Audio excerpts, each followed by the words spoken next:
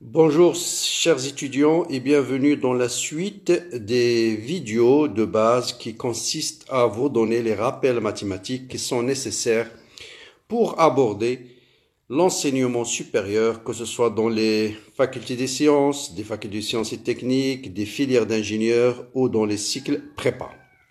Donc ces séries de vidéos qui concernent les rappels mathématiques sont extrêmement importantes pour tous les modules, en particulier la thermodynamique, mécanique du point, l'électrostatique, l'électromagnétisme, et ainsi de suite. Bien, j'ai déjà fait dans les vidéos précédentes, dont le lien vous allez le trouver bien sûr dans la description de cette vidéo. J'ai rappelé ce que c'est que le produit scalaire, ce que c'est que le produit vectoriel, un champ scalaire, un champ vectoriel, ce que c'est que la différentielle d'une fonction. C'est quoi les coordonnées polaires, c'est quoi les coordonnées cylindriques, et maintenant on va aborder ce qu'on appelle les coordonnées sphériques. Donc je vais définir qu'est-ce que c'est que les coordonnées sphériques, la relation entre les coordonnées sphériques et les coordonnées cartésiennes, les coordonnées sphériques et les coordonnées cylindriques, quelle est la base des coordonnées sphériques, et bien sûr ce que c'est qu'un déplacement élémentaire, ce que c'est qu'un élément de surface et ce que c'est qu'un élément de volume. Encore une fois, pourquoi on définit cette série de coordonnées, polaires, cylindriques et sphériques?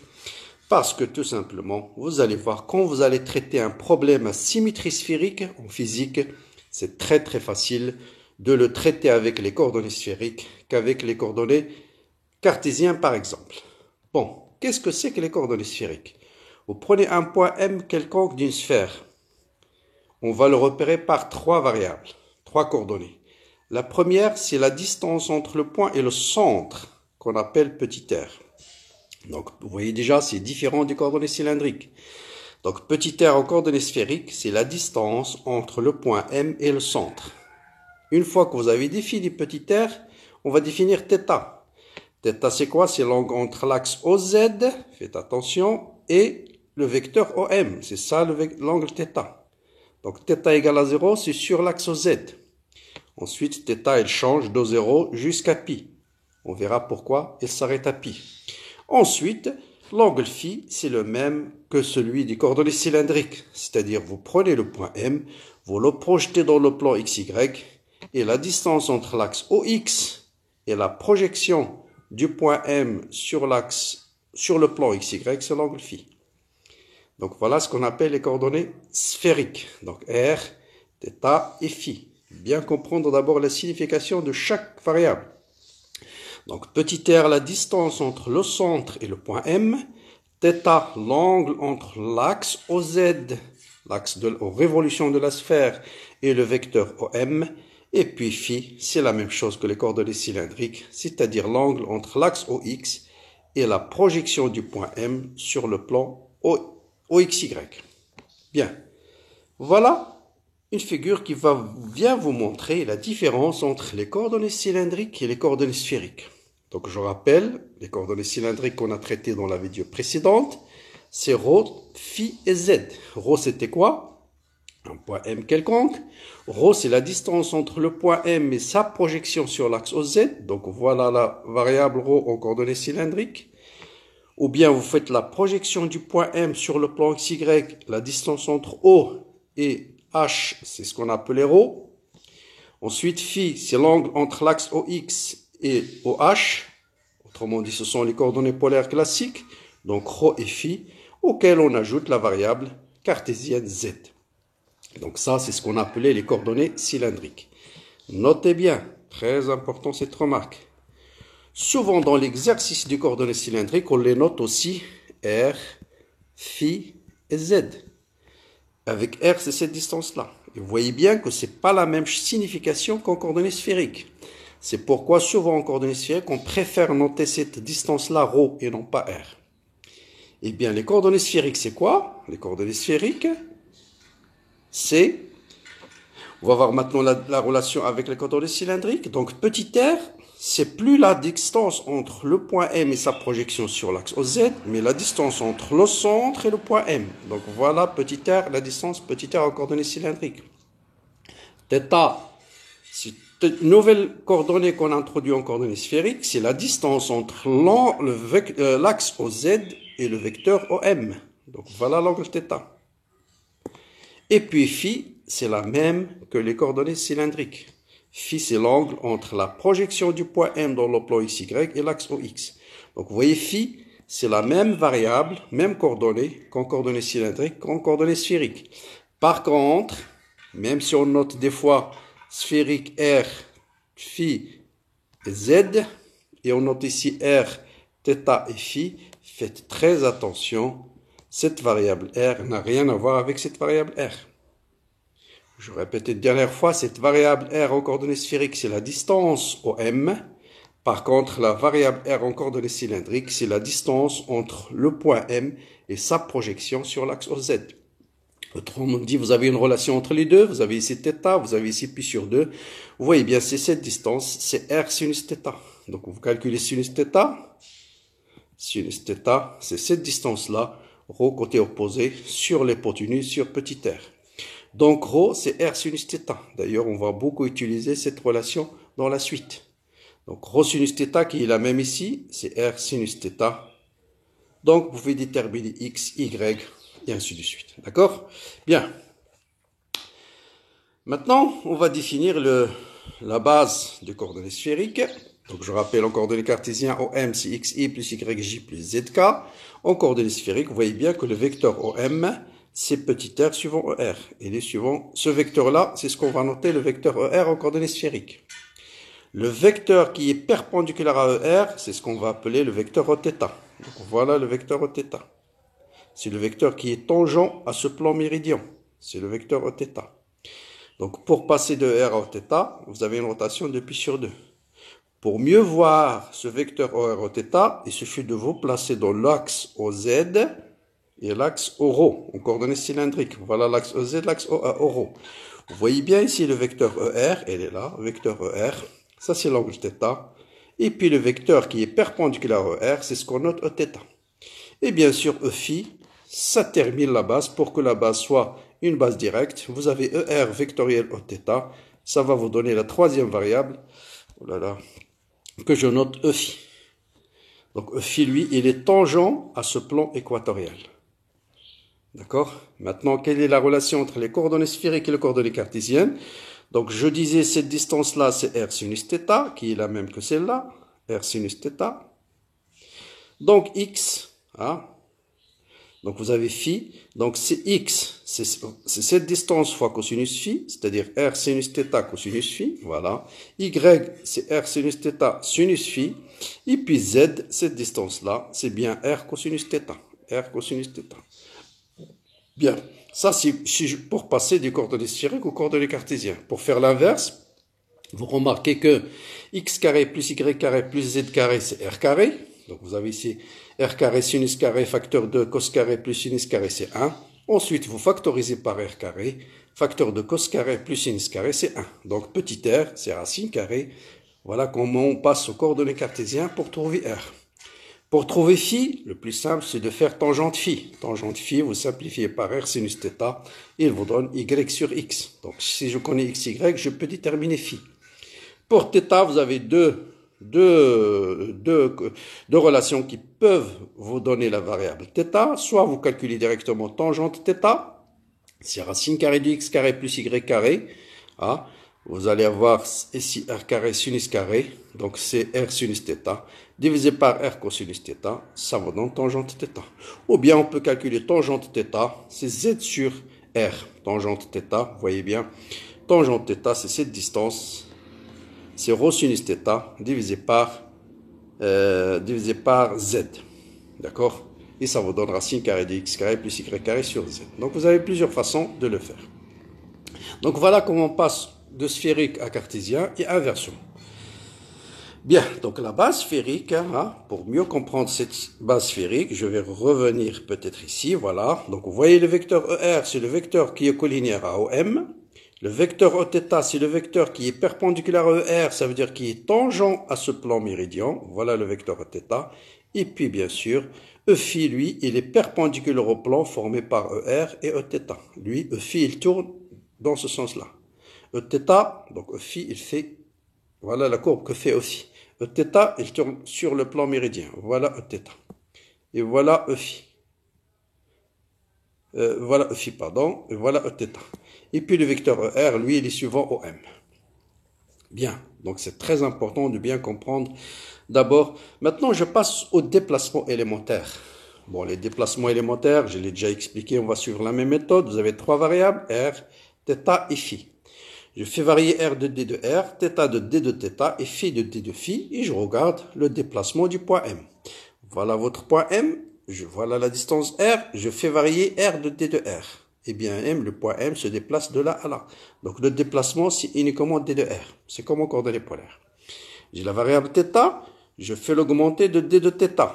Le point M se déplace de là à là.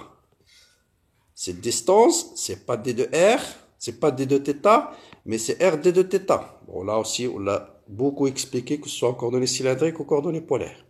Maintenant, pour phi. Voilà l'angle phi, je fais varier phi de D de phi. Le point M se déplace de là à là.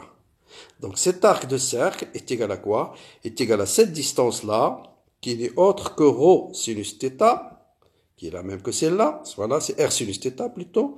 R sinus θ fois l'angle qui est D de phi. Donc c'est R sinus θ D de phi. L'arc d'un cercle, hein, vous avez ici D de phi, et vous avez ici R sinus θ. Donc cette distance-là, donc si je fais varier phi de D de phi, le point M se déplace de là à là, et ce déplacement, c'est cette distance-là, qui est R sinus θ, fois l'angle D de phi. Voilà. Et puis vous pouvez obtenir le déplacement élémentaire total, donc D de R c'est suivant ER, R D de θ c'est suivant Eθ, et R sinus θ suivant Eφ. Voilà le déplacement élémentaire. Très bien. Bon, voilà, maintenant on peut parler de surface élémentaire. Bien sûr, vous avez trois éléments de surface, comme ce que je dis toujours. Soit vous fixez R et vous avez ces R carré sinus θ D de θ, ou bien vous fixez D de θ et ça sera cette variable fois celle-là, ou bien vous fixez phi et ça sera celle-là fois celle-là. Donc vous avez trois éléments de surface. Si je fixe phi, ça sera R D de R D de θ. Si je fixe θ, ça sera R sinus θ D de phi D de R. Si je fixe R, ce sera R carré sinus θ D de θ D de phi. D'accord? Donc ça, bien sûr, là par exemple, l'élément de surface, c'est quoi? Cet élément de surface,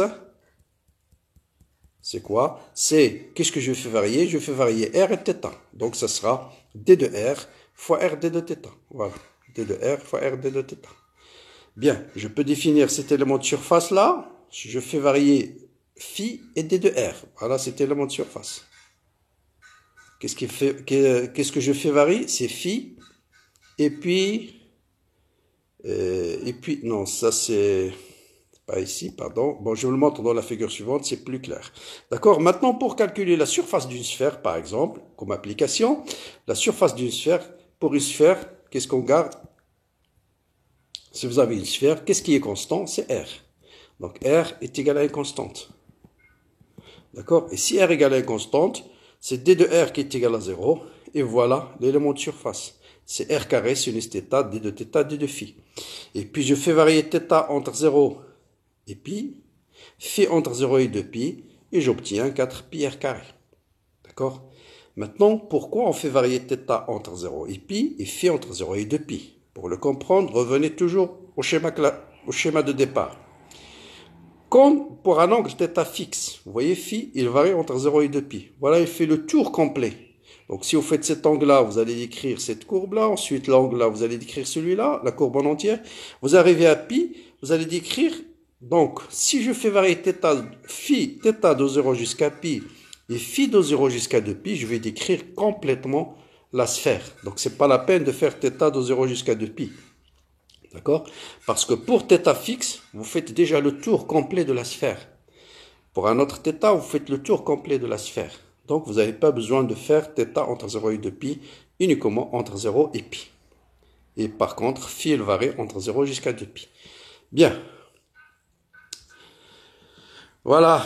Donc, voilà par exemple un autre élément de surface ici. Qu'est-ce qui fait varier? Qu'est-ce que je fais varier ici? C'est θ. Je fais varier θ de D de θ. Et c'est R D de θ. Ensuite, je fais varier phi. Hein, phi de R sinus θ. R sinus θ D de phi. Donc ça c'est la variation de phi. Et ça c'est la variation de θ. Voilà. Et j'obtiens un élément de la surface de la sphère. Qui est R carré sinus θ D de θ D de phi. Bien, là, pour, par exemple, une autre application, pour calculer le volume d'une sphère de rayon R. Donc là, je fais un élément de volume, je fais le produit des trois variations. C'est R carré, sinus θ, d de θ, d de R, d de phi. Je fais varier R, θ et phi. Et puis, j'intègre R entre 0 jusqu'à grand R, θ entre 0 et pi, et phi entre 0 et 2 pi. Et, petit calcul simple, vous allez trouver 4 tiers PR au cube. Voilà une autre application du coordonnées sphérique. Essayez de calculer le volume dans un autre système de coordonnées, vous allez voir, c'est très compliqué. Donc voilà l'avantage d'utiliser les coordonnées sphériques. Maintenant, pour mieux comprendre les autres significations des angles θ et phi, je vous donne les plans qui correspondent à phi égale constante. Donc phi égale constante, c'est ce plan-là. Donc c'est ce qu'on appelle en coordonnées sphériques le plan méridien. Tous les points de ce plan, tous les points ici, possèdent un angle phi égale constante. Si θ égale constante, vous obtenez un cône. Tous les points qui se trouvent sur ce cône-là, ils ont θ égale constante. D'accord? Une autre application du coordonnées sphérique, ça, c'est les géologues qui l'utilisent. Ils utilisent ce qu'on appelle la longitude et la latitude. Qu'est-ce que c'est que la longitude et la latitude? Tout simplement, la longitude n'est autre que l'angle phi.